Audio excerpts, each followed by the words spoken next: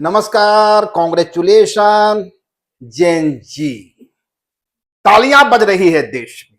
आपने वो कर दिखाया जो पिछले 12 बरस में लोग सोच रहे थे। आपका जश्न जारी है।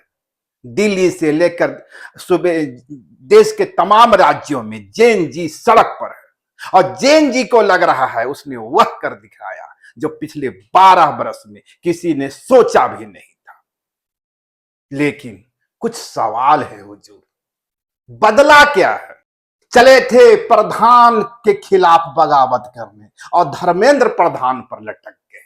लड़ाई प्रधान से थी और बगावत धर्मेंद्र प्रधान से हो। एक चीज बताइए, ईमानदारी से बताइए, इस देश को चलाने में और 12 से 14 वर्षों में देश की जो स्थिति हुई है, देश जिस मुहाने पर आज खड़ा है, इसमें धर्मेंद्र प्रधान की भूमिका क्या थी? देश में यदि लोकतंत्र का गला घोटा जा रहा है तो इसमें धर्मेंद्र प्रधान कहां खड़े थे? देश आज भयंकर बेरोजगारी में जकड़ी हुई है तो इसमें धर्मेंद्र प्रधान की भूमिका कहां है? और देश यानी देश का रुपया आज हिचकोले खा रहा है तो रुपया ईमानदारी के रफ्तार से लुढ़क रही है, नीचे गिर रही है और महंगाई गर्लफ्रेंड के डिमांड से भी ज्यादा उड़ान ले रहा है। इन तमाम चीजों में धर्मेंद्र प्रधान कहां है? लेकिन हुआ क्या? आप धर्मेंद्र प्रधान का इस्तीफा लेकर जय कार्य करते हुए निकल पड़े। यदि कुल उपलब्धि देखी जाए तो यह रही कि जिन छात्रों की मौत हुई थी पेपर लीक के कारण, उनके खाते में या उनके हिस्से 1-1 करोड़ रुपए देने की बात कही जा रही है। 20 से 22 छात्र होंगे, हमने लड़ाई 20 से 22 करोड़ रुपए पर। कोई ऐसा मैकेनिज्म निकल कर अभी नहीं आया। कहा जा रहा है फास्ट ट्रैक कोर्ट बनेगा। कोर्ट का स्वरूप क्या होगा, उसकी उपलब्धि क्या होगी? यदि सीबीआई और तमाम एजेंसियां अपना रिपोर्ट ही पेश नहीं करेगी, सही सूचना वहां तक नहीं पहुंचेगी, उसका इन्वेस्टिगेशन ही नहीं होगा, तो फिर वो फास्ट ट्रैक कोर्ट करेगा तो क्या करेगा? ये तमाम सवाल आज सुलझ रहे हैं। लेकिन एक सच है कि पूरे देश में आपको लेकर, इस जेनजी को लेकर एक उत्साह जरूर दिख रहा है। लोग कह रहे हैं तमाम राजनीतिक पार्टियों ने हथियार डाल दिया था, लग रहा था इस देश में अब कुछ नहीं हो सकता है, बदलाव की कोई उम्मीद नजर नहीं आती है, सब कुछ वही होगा जो प्रधान चाहेंगे। लेकिन आपने प्रधान तक अपना गिरमा पहुंचाते पहुंचाते धर्मेंद्र प्रधान को पकड़ लिया और कह सकते हैं आप खिड़की से तो निकले, दरवाजे पर लटक गए। दरवाजे पर लटक इसलिए गए कि जिसे आप उपलब्धि मान रहे हैं उसके पीछे कई थ्योरियां हो सकती है। क्या आपको एक कहावत है ना, जितनी चाबी भरी राम ने उतना चले खिलौना, तो क्या चाबी इतनी ही भरी गई थी? यह सवाल खड़े हो रहे हैं। एक चीज हमें ईमानदारी से बताइए, क्या धर्मेंद्र प्रधान शिक्षा मंत्री थे? हंसेंगे लोग, जरा गौर से समझिए, क्या धर्मेंद्र प्रधान शिक्षा मंत्री थे? और दूसरे जो मंत्रालय देख रहे हैं, क्या वाकई वो मंत्री भी हैं? क्योंकि खबर तो यह है कि सब कुछ पीएमओ के हाथों हो रहा है। पीएमओ के अधिकारी जो चाहते हैं फाइलें वही बढ़ती है और मंत्री के सामने फाइलें आती है और सिग्नेचर होता है। विपक्ष शासित राज्यों में भी कमोबेश ही हो रहा है। कई ऐसे राज्य हैं जहां के मंत्री सिर्फ चाय पीने के लिए और गाड़ियों पर घूमने के लिए, क्योंकि वहां सीएमओ सब कुछ कर रहा है, दिल्ली में पीएमओ सब कुछ कर रहा है। और यही लोकतंत्र पर सबसे बड़ा संकट है। और यह संकट धर्मेंद्र प्रधान और दूसरे मंत्रियों पर भी होगा जो मीडिया की सुर्खी में तो मंत्री थे, लेकिन मंत्रिमंडल के अंदर उनका रसूख कितना था, यही सवाल है। और जब सब कुछ पीएमओ ही तय कर रहा था तो जिस तरीके से 12 वर्षों में देश का हालात हुआ है, उसकी जिम्मेवारी कुछ एक मंत्रियों पर कैसे डाली जा सकती? एक दो उदाहरण देंगे। वैश्विक भूख सूचकांक कहां खड़े हैं आप?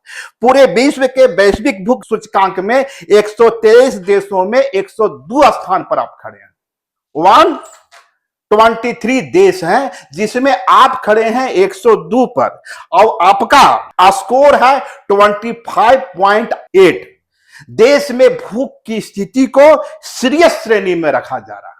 विश्व स्वतंत्रता सूचकांक, प्रेस स्वतंत्रता सूचकांक, पूरे दुनिया में प्रेस की कितनी स्वतंत्रता है इसका एक मानक तय किया जाता है, और उस मानक में आप 180 देशों में 157 स्थान, और वो तब है जब दावा किया जाता है, कई लोग दावा करते हैं हमारे यहां मीडिया मत पूछो सब कुछ दिखलाता है, और जो सोशल मीडिया का दौर चला है जिसके कारण गांव देहात के युवाओं के हाथ में भी मोबाइल आ गया है, और अब वे खबरें दिखा रहे हैं, वे खबरें जो नेशनल मीडिया कभी दिखलाना नहीं चाहता, इस्टेब्लिश्ड मीडिया कभी दिखलाना नहीं चाहता, वो खबरें सामने आ रही है। तो कहा जा रहा है सब कुछ पतन हो रहा है, लेकिन जो इस्टेब्लिश्ड मीडिया है देश की, उसका स्थान कहां है?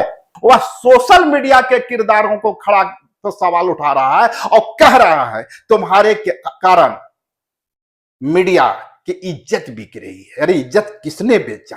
चलिए आगे बढ़ते हैं। लोकतंत्र सूचकांक, डेमोक्रेसी, जिसके बारे में लोग कहते हैं mother of democracy, mother of democracy India होगा साहब, पर उस सूचकांक में कहां हैं आप? 41वें स्थान पर है।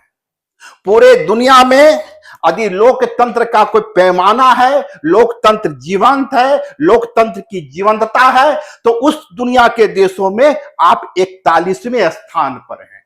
यानी भूख सूचकांक में आप 123 देशों में 102 स्थान पर खड़े हैं, और प्रेस स्वतंत्रता सूचकांक में 180 में 157 देशों में पर खड़े हैं, और लोकतंत्र सूचकांक में 41वें स्थान पर खड़े। तो यह स्थिति का निर्माण क्या धर्मेंद्र प्रधान ने किया था? क्योंकि गुस्सा, देश का जो गुस्सा है, युवाओं का जो आक्रोश है, वह सिर्फ और सिर्फ धर्मेंद्र प्रधान के खिलाफ नहीं थी। धर्मेंद्र प्रधान उस सिस्टम का एक पुर्जा हो सकते हैं, वे सिस्टम नहीं थी। देश के किसी भी युवा से आप पूछिए, किसी राज्य के युवा से पूछिए, जिसके पास स्वतंत्र विवेक है, स्वतंत्र चेतना है, वह तो सवाल प्रधानमंत्री पर कर रहा है, प्रधानमंत्री पीएम मोदी पर कर रहा है। लेकिन हुआ क्या? तो जैसा कि मैंने कहा, सब कुछ पीएमओ चला रहा है, तो फिर बलि धर्मेंद्र प्रधान की क्यों ली जा रही है? और यदि बलि धर्मेंद्र प्रधान की ली जा रही है, तो इस पर हम जश्न क्यों मना रहे हैं कि हमने सब कुछ हासिल कर लिया? इसलिए मैं कह रहा हूं, कहीं युवाओं का आक्रोश ट्रैप तो नहीं हो गया? एक स्क्रिप्ट तो हमें थमा तो नहीं दी गई कि लो यह स्क्रिप्ट और चलो इसके साथ। यानी जो आक्रोश, जो गुस्सा, जो सवाल सीधे सीधे प्रधानमंत्री मोदी से होना चाहिए था, वह सारे सवाल धर्मेंद्र प्रधान पर लटक गए, और कहीं ना कहीं यह जो आंदोलन है एक सेफ्टी बल्ब के रूप में इस्तेमाल किया गया। अब कम से कम 2 से 3 वर्षों तक, 2 से 3 वर्षों तक अब इस तरह का कोई मूवमेंट आपको दिखलाई नहीं देगा। इसलिए नहीं देगा कि युवा इस खुशफहमी में रहेंगे कि उन्होंने सरकार को हिला दिया। जिस सरकार के बारे में कहा जाता था कि यहां इस्तीफा नहीं होता था, इन युवाओं ने उस सरकार के गले में हाथ डालकर धर्मेंद्र प्रधान का इस्तीफा ले लिया। और यह जो खुमारी है ना, 2 से 3 वर्षों तक रहेगी, और स्थिति और भी इससे विकराल होती, क्योंकि एक खुमारी जो आई थी धर्म बचाने के नाम पर, याद कीजिए पीएम मोदी के एंट्री का दौर धर्म बचाने का रास्ता ही तो चुना गया था, और धर्म बचाने वाले आज क्या कर रहे हैं? धर्मेंद्र प्रधान को बचा रहे थे। धर्म बचाने वाले धर्मेंद्र प्रधान को बचा रहे थे, और जो प्रधान की गद्दी ही लाले चले थे वे धर्मेंद्र प्रधान पर लटक गए। तो क्या देश में जो असंतोष है, देश में जो गुस्सा है, देश में डेमोक्रेसी को लेकर जो सवाल है, देश में जो व्यवस्था को लेकर सवाल है, वह सब कुछ समाप्त हो गया। और धर्मेंद्र प्रधान के इस्तीफे के साथ ही चीजें नॉर्मल हो गई। अब न्यू नॉर्मल में हम चले गए। खतरा यहां है। और मैं जो कह रहा था, जिस स्क्रिप्ट की बात कर रहा था, याद कीजिए, एक जज की टिप्पणी कॉकरोच की तरह देश में घुन लगा रहे हो। उसमें उसमें अभिजीत दीपके की कोई भूमिका नहीं कही जा सकती। और उसके बाद उस टिप्पणी के खिलाफ अभिजीत दीपके ने जरूर सीजेपी का गठन किया। लेकिन यह भी याद कीजिए कि उसके बाद राहुल गांधी की ओर से पूरे देश में, कांग्रेस की ओर से पूरे देश में एक इन्वायरमेंट तो जरूर पैदा किया गया। पूरे देश के हर एक राज्यों से छात्रों की गूंज का कार्यक्रम हुआ और छात्र सड़क पर आए। और जब एक वातावरण बन गया, एक इन्वायरमेंट बनने लगा और लगा नहीं, अब छात्र सड़क पर आएंगे और सरकार से सवाल पूछेंगे, सीधे प्रधान से सवाल पूछेंगे, तब होती है अभिजीत दीपके की। और अभिजीत दीपके को जिस तरीके से लाया गया दिल्ली, और जिस तरीके से भूख हड़ताल की शुरुआत हुई, सोनम वांगचुक की एंट्री हुई, और जिस तरीके से पीएम मोदी पर जो सवाल उठ रहे थे, वे सारे सवाल प्रधान पर थोप कर अभिजीत दीपके को एक हीरो की इमेज दी गई। क्या नहीं लगता सरकार को इस समझ में आ चुकी थी कि छात्रों में गुस्सा है, नौजवानों में गुस्सा है, देश के अंदर एक विप्लव की स्थिति है। एक वह नैरेटिव कि हम धर्म बचाने आए हैं, अब तार तार हो रहा है। लोग धर्म की दीवार, जाति की दीवार से ऊपर उठ रहे हैं। और उस स्थिति में एक स्क्रिप्ट अभिजीत दीपके के रूप में भी थमा दिया गया, क्योंकि यह इस आंदोलन का नेतृत्व यदि कांग्रेस और दूसरी पॉलिटिकल पार्टियों के हाथ में होती, तब सवाल सिर्फ और सिर्फ धर्मेंद्र प्रधान पर नहीं होती।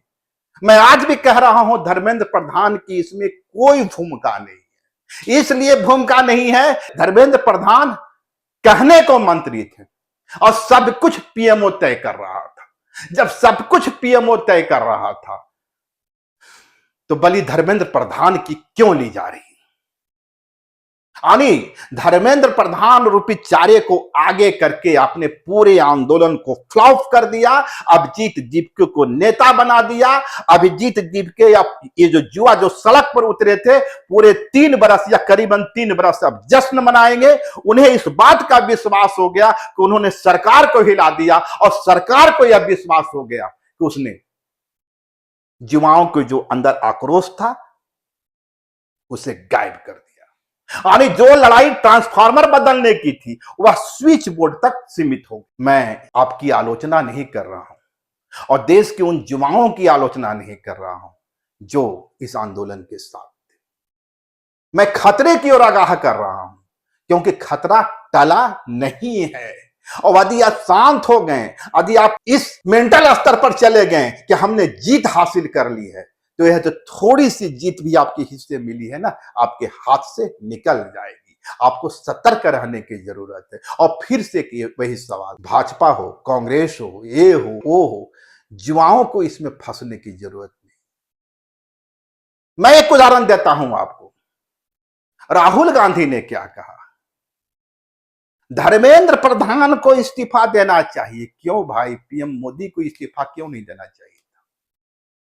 क्या नहीं लगता कि राहुल गांधी समझ रहे थे कि यदि वे भविष्य में पीएम बनेंगे तो किसी मुद्दे पर उनसे भी इस्तीफा मांग लिया जाएगा। यानी वो संकट नहीं आए, इसलिए उससे पहले ही उस नजीर को कायम नहीं किया जाए। यानी हर पॉलिटिकल पार्टी अपनी अपनी सुविधा के अनुसार राजनीति करती हुई दिख रही। इसलिए आपको राजनेताओं के चाल में और उनके सवाल में उलझने की जरूरत नहीं है। सवाल आज भी जिंदा है। सवाल सिर्फ शिक्षा और पेपर लीक का नहीं है। सवाल सिकुड़ती हुई डेमोक्रेसी का है। सवाल गिरते हुए रुपया का है, और सवाल रोजगार का है। पूरा आईटी सेक्टर आज ध्वस्त हो गया है। कहीं रोजगार नहीं है, आईटी सेक्टर के युवाओं से मिलिए, क्या जिंदगी वे जी रहे हैं। इस संकट के दौर में युवादी आगे आए हैं तो उनका सलाम किया जाना चाहिए, लेकिन इसके साथ ही उन्हें सजग भी किया जाना चाहिए कि लड़ाई सिर्फ एक मंत्री की इस्तीफे से समाप्त नहीं होती। खैर, एक लड़ाई जेपीएससी की झारखंड में भी चल रही है और कल देवेंद्र नाथ महतो बापू बाटका से अपना सत्याग्रह की शुरुआत किए थे, लेकिन देखिए आज कल जब तक कैमरा रहा देवेंद्र नाथ महतो बापू बाटका पर जमे रहे। आज जाकर देखिए 5 बंदे भी वहां नहीं है, झंडा लगा हुआ है सत्याग्रह का, लेकिन लोग नहीं है। यानी जब तक कैमरा तब तक नेता, कैमरा गायब नेता गायब। ऐसे तो आंदोलन दिल्ली का ही उदाहरण है। 20-22 दिन तक उन युवाओं को कोई पूछने नहीं आया था और देश की तमाम मीडिया चैनलें उस चेहरे को दिखला नहीं रही थी, लेकिन बाद में जब सोशल मीडिया ने इस मुद्दे को उठा दिया और सोशल मीडिया पर अभिजीत दीपके और तमाम चेहरे छाने लगे और नेशनल मीडिया की फजीहत शुरू हुई, उसके बाद नेशनल मीडिया की एंट्री हुई। और जब नेशनल मीडिया की वहां एंट्री हुई तो उनके साथ क्या सलूक किया गया, वो गुस्सा जो उनके साथ जो सलूक हुआ, एक दिन का गुस्सा नहीं था, 2 दशक का गुस्सा था। अन्ना मूवमेंट से लेकर आज तक नेशनल मीडिया ने जिस तरह चीजों को परोसा है और जिस तरीके से नैरेटिव बनाने का खेल खेला है, उसका भी गुस्सा था। खैर, जाने दें उसे। लेकिन जेपीएससी और जेएससीसी के सवाल पर जिस तरीके से बापू बाटका में सत्याग्रह की शुरुआत हुई थी, एक दिन में ही वो दम क्यों तोड़ गया। आज वहां कोई चेहरा उपलब्ध नहीं, 2-4 युवा लड़के बैठे हैं। मैंने उनसे बात की, क्या हुआ, तो नहीं अभी तो 10 बजा है, अब शुरुआत होगी। ऐसे लड़ाई लड़ी जाती है क्या कि मीडिया वाले चले गए तो हम भी बोरिया बिस्तर लपेट ले अपना? नहीं भाई, ऐसे लड़ाई नहीं होगी और ऐसे युवाओं से देश की लड़ाई कदापि नहीं हो सकती है। लेकिन एक सवाल जो मुझसे छूट रहा है, जिस तरीके से दिल्ली में आंदोलन को समाप्त करने की घोषणा की गई, आपको लगता नहीं है, और जिस ओर मैं इशारा कर रहा हूं कि अभिजीत दीपके को कहीं ना कहीं एक स्क्रिप्ट थमा दी गई और दूसरी स्क्रिप्ट उन्हें थमाई जाने वाली है। यानी अब वे पंजाब, झारखंड और तमाम विपक्षी शासित राज्यों का दौरा करेंगे और वहां पेपर लीक का सवाल खड़ा करेंगे। यानी दिल्ली में तो पूरी कहानी धर्मेंद्र प्रधान पर सिमट गई या सिमटा दी गई एक स्क्रिप्ट के सहारे, और यहां स्टेट में आकर वही चेहरे अब यहां के जो तमाम सीएम हैं उनसे इस्तीफे की मांग करेंगे। और जिस दिन ऐसा होगा, आप समझ जाइएगा कि अभिजीत दीपके हीरो थे या हीरो बनाए गए थे। सोचिएगा जरूर। शुक्रिया। लाइव लगातार के वीडियो को लाइक करें, सब्सक्राइब करें और बेल आइकॉन को दबाना न भूलें।